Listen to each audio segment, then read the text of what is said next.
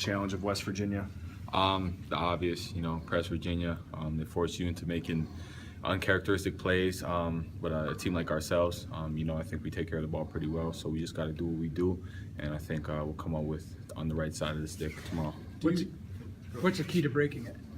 Just staying poised and composed. I mean, if you look at the games, a lot of their turnovers that they force other teams into is not really steals. It's just making guys play uncharacteristic and fast and throw the ball in several places or travel, things like that. So, I mean, if you stay cool, calm, collective, and poised, get the ball moving, I think that's the key to beating the press. You can obviously see it on TV, but if you were to describe it to, say, Babb and Jackson playing against it for the first time, how would you describe what they will face?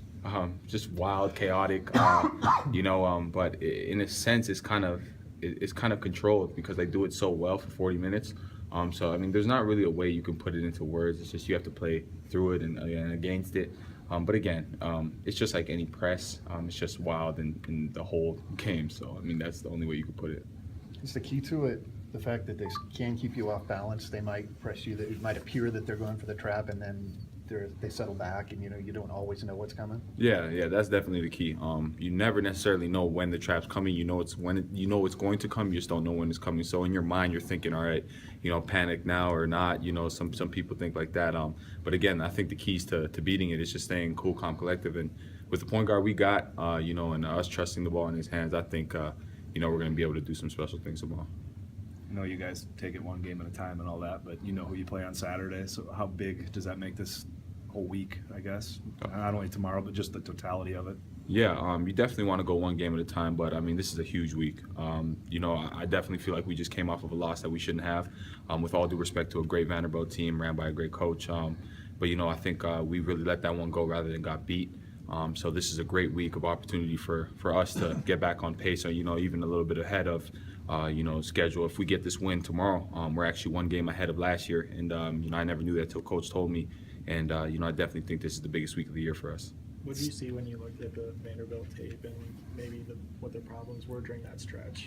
I thought we came out the gate playing some great basketball. We were staying true to our fundamentals, moving the ball. And in the second half, I mean, it started with our defensive characteristics, man. They were just becoming lackadaisical, weren't hedging, and then that just chimed over into the offense. We were getting stagnant again. A guy like myself, I wasn't being aggressive, man. They were completely denying me the whole game. I heard it standing by their bench. Their coach was literally saying, just take me away, let other guys make plays. And I kind of let that play into their hands. And, from that, it got to a lot of ISO basketball. So defensively, offensively, we got out of character. It ended up in a loss for us. But we learned from it. And, we're looking to get a big one tomorrow. To go back to how big the week is, I know it's still only January, but is it one of those where however this week goes can change the trajectory a little bit or for you guys of how the year ends? Yeah, no question. I mean, you go into a week knowing you're playing the number 7 and number 3 teams in the country. That says it right there.